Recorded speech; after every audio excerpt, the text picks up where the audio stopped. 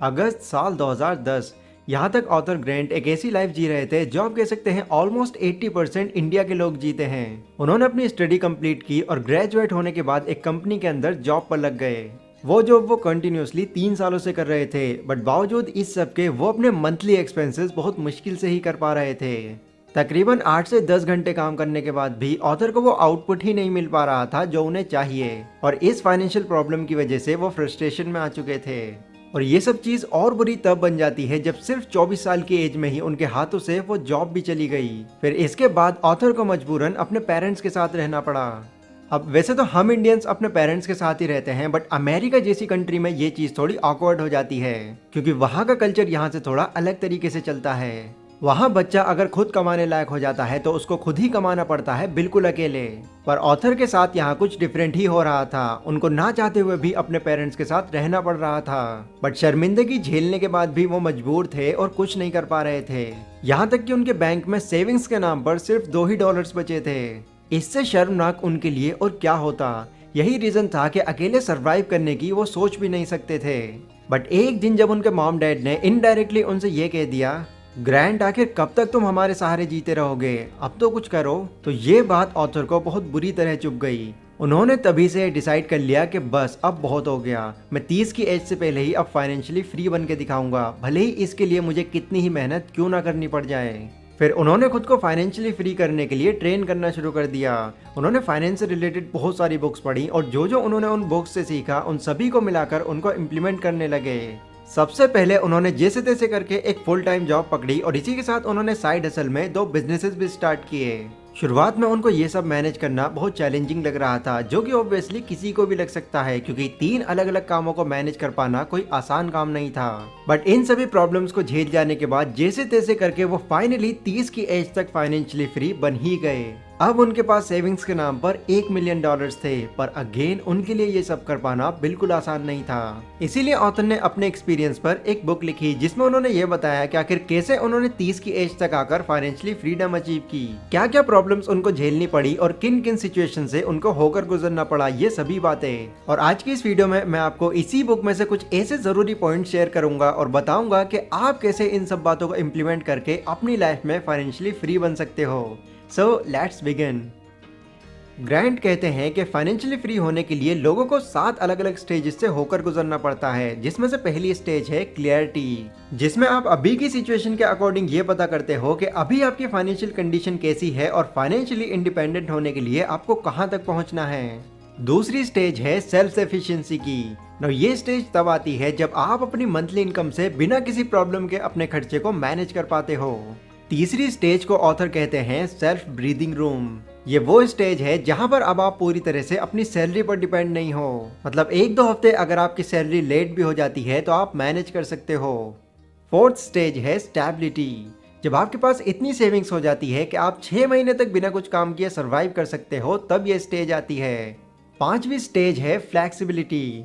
अब यहाँ पर आप थोड़ा एडवांस लेवल पर आ चुके हो, ना तो आपके ऊपर कोई कर्ज है और ना ही किसी भी तरह का बर्डन, प्लस आप यहाँ पर एटलीस्ट 1 साल के एक्सपेंसेस को इन्वेस्ट कर चुके होते हैं। ये इन्वेस्टमेंट ऐसी होती है जो टाइम के साथ साथ बढ़ती रहती है और आप इसको सही टाइम आने पर यूज भी कर सकते हो।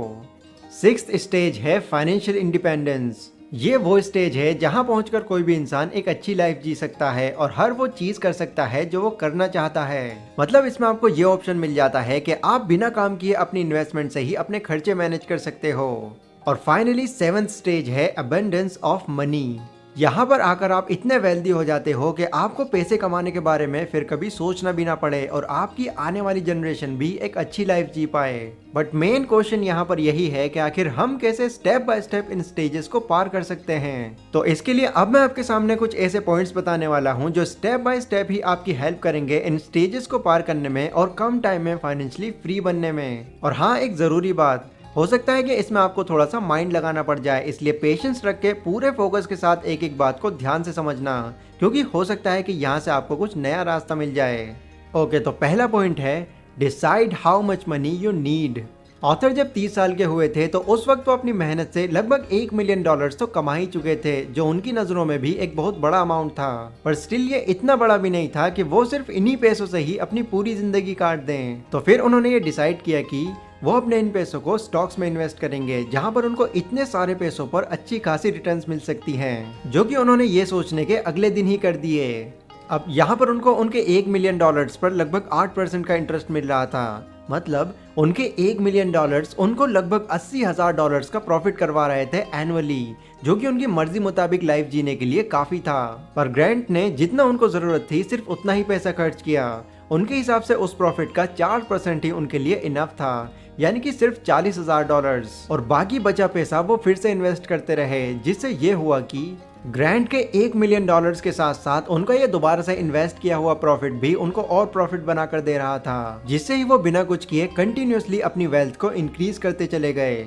अब मैं आपको ये बताता हूँ कि इस फॉर्मूले का आप खुद कैसे यूज कर सकते हैं। ये पता करने के लिए कि एग्जैक्ट आपको कितने अमाउंट की जरूरत है फाइनेंशियली फ्री बनने के लिए, आपको अपने सालाना एक्सपेंसेस को कैलकुलेट करना होगा और फिर उसको मल्टीप्लाई करना होगा 25 से। मान लेते हैं आपका सालाना खर्च 2 लाख रुपए है। अब 25 से अगर आप इसको मल्टीप्लाई करेंगे तो टोटल निकल कर आएगा 50 लाख रुपए। मतलब 50 लाख रुपए चाहिए होंगे आपको फाइनेंशियली फ्री बनने के लिए, जिसको स्टॉक्स में इन्वेस्ट करके आप हर साल 2 लाख रुपए बिना कुछ काम किए कमा सकते हो। क्योंकि इंडिया में भी आपको स्टॉक मार्केट में मिनिमम 7 से 8% तक का इंटरेस्ट मिल ही जाएगा। लेकिन अगर आपको स्टॉक मार्केट की जरा भी नॉलेज नहीं है और आप चाहते हैं कि मैं इस पर आपको बिल्कुल जीरो लेवल से बताऊं, तो कमेंट में आप लोग मुझे बता सकते हैं, मैं इस पर भी वीडियो बना दूंगा। Number 2, calculate your net worth.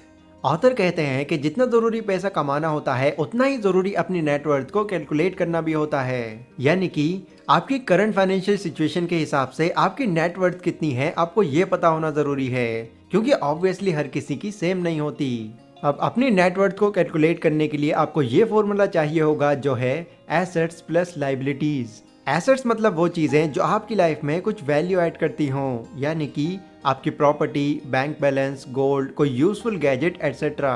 और लाइबिलिटीज मतलब लोन, ईएमआई या फिर कोई ऐसी उधारी जिसके लिए आपको पैसे देने पड़ते हों। यहाँ पर आपको एक एग्जैक्ट फिगर निकालने के लिए एक टेबल बनानी होगी, जिसमें आपको अपने सारे एसेट्स एंड लाइबिलिटीज को ऐड करना होगा और देखना होगा कि कहाँ कहाँ एक साल के अंदर आपको प्रॉफिट होता है और कहाँ कहाँ आपका पैसा खर्च होता है। इस कैलकुलेशन से ये होगा कि वो एग्जैक्ट फिगर आपके सामने आ जाएगा कि साल भर के लेन देन के बाद आपके पास लास्ट में कितने रुपए बचते हैं। अगर 4 लाख आपकी एनुअल इनकम है तो 2 लाख बच सकते हैं, और अगर 2 लाख एनुअल इनकम है तो मे भी 1 या 1.5 लाख बच सकते हैं। ऑथर कहते हैं कि ये कैलकुलेशन करना हमारे लिए बहुत जरूरी है, क्योंकि इसी कैलकुलेशन को एनालाइज करके आप एसेट्स को बढ़ा और लायबिलिटीज को कम कर सकते हो।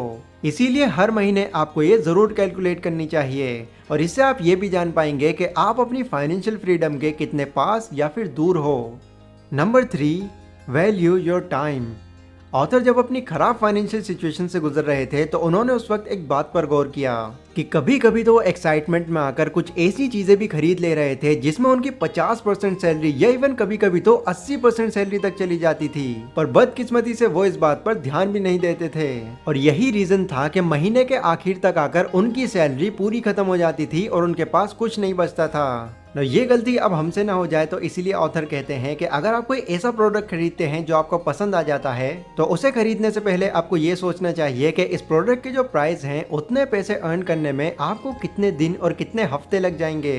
एग्जाम्पल, अगर आपकी मंथली सैलरी 20,000 रुपए है और आप 50,000 रुपए का मोबाइल खरीद रहे हो तो इसमें आपकी 1 या 2 नहीं बल्कि 2.5 महीने की कमाई जाएगी, यानी पूरे 75 डेज की कमाई, जिसको वापस से पाने के लिए आपको 75 डेज और काम करना होगा।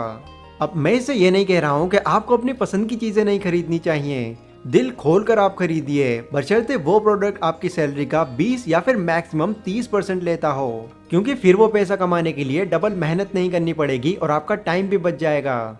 Number 4, do side hustle.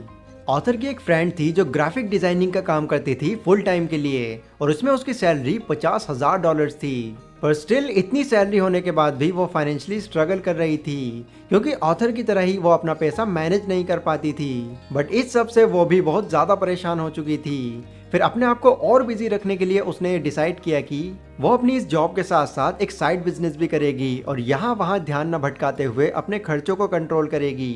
फिर अगले ही दिन उन्होंने डॉग वॉकिंग का एक साइड बिजनेस शुरू भी कर दिया। यहाँ पर वो लोगों के डॉग्स को वॉक पर ले जाती थी, जिसके बदले उनको पैसे मिलते थे। शुरू में उन्होंने ये सारा काम अकेले ही किया, फिर धीरे धीरे उन्होंने इस काम के लिए और बाकी लोगों को भी हायर करना शुरू कर दिया।